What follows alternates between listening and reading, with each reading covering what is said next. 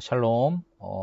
출애굽기 말씀을 통해서 계속 구약의 파노라마를 진행하도록 하겠습니다. 요셉은 자기의 가족들을 애굽으로 이주시켰습니다. 거기까지가 창세기 말씀이었죠. 애굽으로 이주한 이스라엘은 심한 속박을 당하게 됩니다. 그 속박은 무려 400년 동안이나 계속되는데요. 속박 400년으로 시작하는 책이 바로 출애굽기 말씀입니다. 이스라엘 백성들은 애굽에서 400년 속박을 받고 하나님께 부르짖게 됩니다. 여호와여 우리를 구원하여 주십시오. 여호와여 우리를 구원하여 주십시오. 그때 하나님께서 세우신 지도자가 바로 모세입니다. 모세는 히브리인으로 태어나서 이집트의 바로의 공주의 아들로 이집트 왕자가 되는 것이죠. 애굽의 궁에서 살게 되었습니다. 그의 나이 40세에 그의 민족인 히브리 민족과 애굽 사람이 싸우는 장면을 보게 되고 우연히 애굽 사람을 쳐 죽이게 됩니다. 그 일이 바로에게 발각이 될 것을 두려워해서 이집트 왕자 모세는 사막으로 광야로 도망을 치게 됩니다. 그렇게 40년 동안을 광야에서 모세는 지내게 되죠.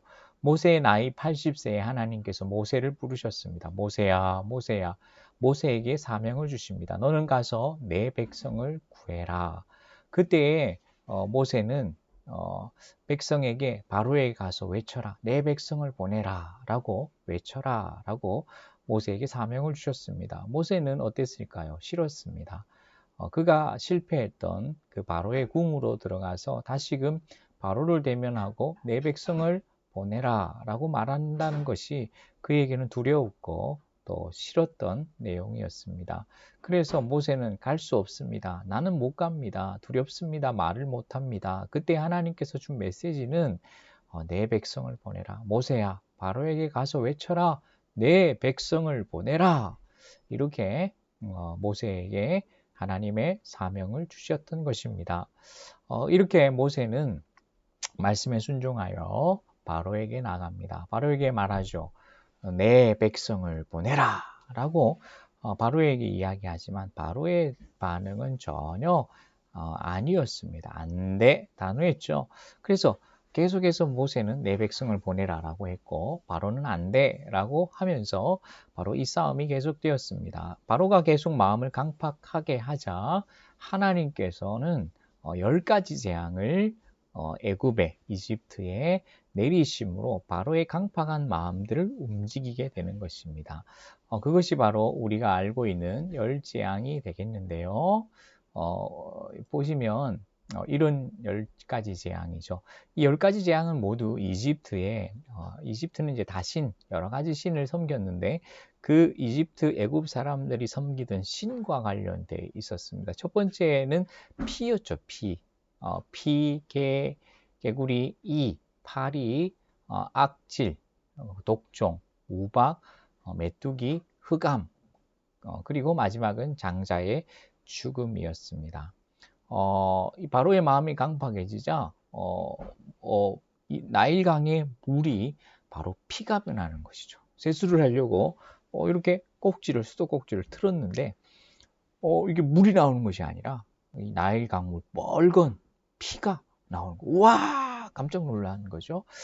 이렇게 그 다음에 개구리가 개굴 하면서 온 이집트 애굽의 나라에 창궐하게 되는 거죠. 그 다음에 파리, 악질, 그다음 점점 이렇게 바로의 마음이 움직이지 않자 이 10가지 재앙은 점점 강해지고 있고 세지고 있고 점점 사람을 위협하고 있는 그러한 모습을 보게 됩니다. 그렇게 마지막은 9번째 흑암이었고요. 10번째가 바로 장자의 죽음이었습니다. 애굽에서 태어난 바로의 장자로부터 시작해서 모든 동물의 첫 것을 죽이게 만드는 그러한 장자의 죽음이었습니다. 결국 바로는 말을 듣게 되는 거죠. 심판의 날에 여호와께서 다니실 때에 이 장자의 죽음이었는데 이스라엘 백성들에게 명하신 것은 뭐냐면 너희들의 보존을 위해서 너희들은 문설주와 임방에 어린 양의 피를 칠하라. 피를 칠한 그 집은 심판을 내리지 않고 패스오버 하겠다. 넘어가겠다라고 말씀하셨습니다. 그 넘어간다라는 말이 한문으로는 유월이라고 합니다. 유월. 그때에 문설주와 임방에 어린 양의 피를 칠한 그 집은 패스오버하고 나머지는 모두 첫 번째 난 모든 생축의 첫 것이 죽임을 맞이하게 됩니다. 이것이 바로 장자의 죽음이었습니다. 이제 이 장자의 죽음을 맞이하면서 바로의 마음이 이제 두려움이 들기 시작했고 항복을 하게 됩니다. 항복을 보내면서 이스라엘 백성들을 보내게 되는 것이죠. 그래서 이 날을 기념해서 여호와께서는 영원한 규례로 삼아라. 그 절기가 뭔데? 바로 유월절이었습니다. 유월이라는 것은 6월 달에 지키는 절기가 아니고요. 다 아시죠? 네, 죄송합니다. 6월 넘어간다라는 뜻입니다. 하나님께서 이스라엘 집에는 재앙을 내리지 않고 그 어린 양의 피를 보고 그 재앙이 넘어갔다. 하나님의 진노와 심판이 넘어갔다 해서 그 절기를 지키는 것이 바로 6월절이었습니다. 하나님께서 바로 이스라엘 백성들을 구원하셨다라는 것을 의미합니다. 이렇게 열재앙 사건이 있었고 그 다음 6월절을 지키게 되었습니다. 이제 이스라엘 백성들이 이제 애굽을 탈출하게 되는데요. 이제 이스라엘 백성들이 400년 만에 이 애굽을 이집트를 나와서 하나님의 약속의 땅으로 다시금 하나님의 언약 백성으로 돌아가게 되는 것이죠. 그래서 광야를 행진하는데 이제 광야를 행진하기 전에 첫 번째 이 애굽을 탈출했습니다. 그런데 바로의 마음이 그새 또 안 돼. 이 노예들을 보낼 수 없어. 그래서 말과 그 군사들을 이끌고 다시 이스라엘 백성들을 추격하고 있는 거죠. 탁 추격하고 있는데 그때 이스라엘 백성들은 홍해 앞에 서게 됩니다. 하나님께서 어떻게 하셨을까요? 홍해의 기적을 일으킵니다. 홍해를 가르시는 것이죠. 홍해를 가르시는 기적을 일으키시고 이스라엘 백성들은 마른 땅을 지나게 됩니다. 뒤따라오던 애굽의 군사들은 말과 그 다음 군사들과 또 이 뒤따라오던 애굽의 사람들은 모두 이 홍해에 수장되어지고 죽음을 맞이하게 되었고 이스라엘 백성들은 무사히 홍해를 건너게 되었습니다. 하나님의 구원을 찬양한 이야 하나님이 살아계시다. 하나님은 구원의 이름이시다 라고 하나님을 찬양했습니다. 그런데 이제 광야의 생활이 시작된 것이죠. 날은 뜨겁고 햇볕은 따갑고 이렇게 뭐 물도 잘 없고 그런 많은 어려움들이 있었습니다. 하지만 하나님께서 때를 따라 도움을 주셨습니다. 그 대표적인 예가 뭔가요? 만나를 주셨습니다. 만나의 뜻이 뭐냐면 What is this? 이게 무엇이냐? 와 보니까 이게 한글말로 하면 이게 웬 떡이냐 이런 뜻입니다. 하나님께서 매일마다 만나를 주셨습니다. 그리고 고기를 그리워하자 하나님께서 메추라기도 주셨죠. 그리고 낮에는 너무 더위로 힘들었는데 하나님께서 구름 기둥으로 인도해 주셨고요. 밤에는 광야에 얼마나 추웠겠습니까? 불 기둥으로 인도해 주셨습니다. 하나님께서는 이렇게 신실하게 이스라엘 백성들을 하나님의 약속의 땅으로 이끌어오고 계신 것입니다. 하지만 그럼에도 불구하고 이 이스라엘 백성들은 원망하고 불평하고 불만하고 또 하나님을 또 이렇게 감사치 못하는 그러한 이스라엘 백성들의 모습을 보게 됩니다. 배고프다, 목마르다, 다리 아프다, 신발 떨어졌다, 뭐 견딜 수가 없었죠. 이렇게 이스라엘 백성들이 원망하고 불평하고 차라리 그때 우리가 노예로 있던 이집트에서 노예로 살던 그때가 좋았다 이렇게 하니까 더 이상 이 약속의 땅을 향해 갈 수가 없었습니다. 그래서 시내산에 도착을 했죠. 시내산에 도착을 해서 하나님께서 뭘 주셨냐 하면 모세를 부르십니다. 시내 산으로 모세를 부르셔서 모세에게 약을 주시는 거죠. 두 가지 약이었습니다. 하나는 율법이었고요. 하나는 십계명이었습니다. 율법과 십계명을 주셨습니다. 하나님의 말씀, 하나님의 백성들은 하나님의 말씀대로, 하나님의 규례대로, 하나님의 명령대로 살아야 될 언약의 백성들임을 말씀해 주셨던 것입니다. 그렇게 이제 출애굽기가 되는데요. 이렇게 막 신나게 출애굽기가 진행을 해 왔는데 출애굽기 25장에 들어서부터 뭐가 나오냐 하면 이때부터 조금 이제 성경을 읽다가 시험에 드는 거죠. 성막에 대한 이야기가 나옵니다. 몇 규빗이고 장은 얼마고 광은 얼마고 뭐 청색실, 홍색실 이게 뭐 주단도 아니고 뭐 그죠? 이렇게 뭐 계속 무슨 실 뭐 크기 이런 이야기들 계속 나옵니다. 여호와께서 하나님의 정하신 방법대로 뭘 지어라? 성막을 지어라. 성막을 지어라라는 말씀이 출애굽기 25장부터 무려 40장까지 계속 나오고 있습니다. 출애굽기 40장에 보면 비로소 성막이 완성되고 하나님의 영광이 거룩하게 거하는 그러한 모습으로 출애굽기는 끝나게 되어집니다. 보면 이제 여기까지 한번 볼까요? 모션으로 한번 정리해 보겠습니다. 이 400년이죠. 400년 동안 창세기는 요셉의 가족들이 70명이 애굽으로 넘어오는 데까지 끝났고 이 애굽에서 400년 동안 이스라엘 백성들이 어떻게 합니까? 400년 속박이에요. 속박. 400년 노예로 지납니다. 나일강의 벽돌을 굽고 노예로 지내는 400년 속박. 그래서 어떻게 합니까? 이스라엘 백성들이 우리를 구원하여 주십시오 했을 때 하나님께 세우신 지도자가 누구다? 모세입니다. 모세 지팡이. 모세 뭐 맞나요? 모세 지팡이입니다. 모세. 자, 400년 속박. 모세의 메시지는 바로에게 무슨 말을 전하라 했습니까? 내 백성을 보내라! 라는 거였죠. 그때에 바로의 마음은 어땠습니까? 안 돼. 하나님께서 강팍한 바로의 마음을 돌이키기 위해서 뭘 주나요? 열재앙입니다. 이 잡아 보셨죠? 열재앙입니다. 열재앙. 마지막이 장자의 죽음인데요. 하나님께서 문설주와 임방에 어린 양의 피를 바른 그 집은 넘어가래. 내가 너를 넘어가리라. 유월절. 열재앙, 유월절 넘어가는 거죠. 패스오버, 유월절. 그 다음에 이제 유월절 다음에 지납니다. 이제 이스라엘 백성들이 애굽을 나옵니다. 출애굽에서 또 도착한 곳이 홍해입니다. 하나님께서 어떻게 합니까? 홍해를 가르쳐. 홍해를 가르고 도착한 곳이 뭐 어디인가요? 산이죠. 무슨 산? 시내산이죠. 시내산에서 하나님께서 뭘 주셨다? 율법과 성막을 주십니다. 율법과 성막을 주시는 거죠.